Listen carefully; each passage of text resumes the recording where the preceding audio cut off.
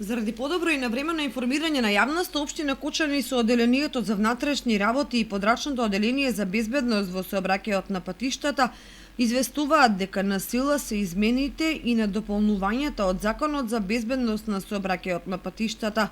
Со измените во законот висините на казните се намалуваат, а мандатните постапки и регистрацијата на негативни поени се заменети со прекршечен платен налог. На сила е најочекуваната промена во законската регулатива во делот на возилата кои не се регистрирани, за кои не е продолжен рокот на важноста на сообраќајната дозвола, возила за кои е утврдена техничка неисправност или немаат пропишани регистарски таблици.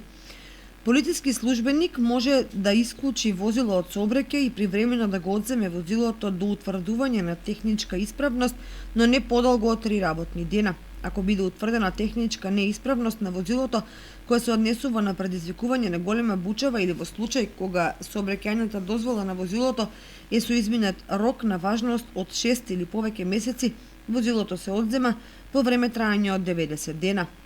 Со измените во Законот за безбедност во сообраќајот на патиштата се зголемува старосната граница со поглед на важењето на возачката дозвола. Досега возачките важеа до 70 годишна возраст, а од сега натаму ќе може да се вози до 75. Новина е трајно губење на возачка дозвола со цел да се санкционираат возачите кои почесто се јавуваат во улога на сторители на посериозни прекршоци во сообраќајот. При сообраќајни незгоди во најчеста причина со потешки последици се предлага изрекување на санкција, престанок на важење на возачка дозвола од категоријата за која им била изречена прекршочната санкција. Забрана за управување, ако во период од 1 година од денот на правосилноста на одлуката сториле друг сообраќајен прекршок за кој е предвидена прекршочна.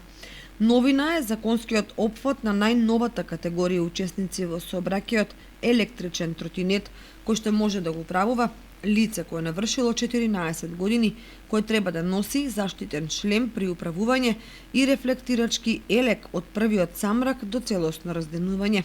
Возачот на електричен тротинет не смее да вози со брзина поголема од 25 км на час по велосипедска патека, а не смее да се движи по тротоар, пешачка патека, односно друга површина наменета за движење на пешаци со брзина поголема од 6 км на час. Возачот на електричен тротинет не смее да превезува други лица, да води животни, ниту да се движи во група. Кога се во група, возачите на тротинет се должни да се движат еден за друг.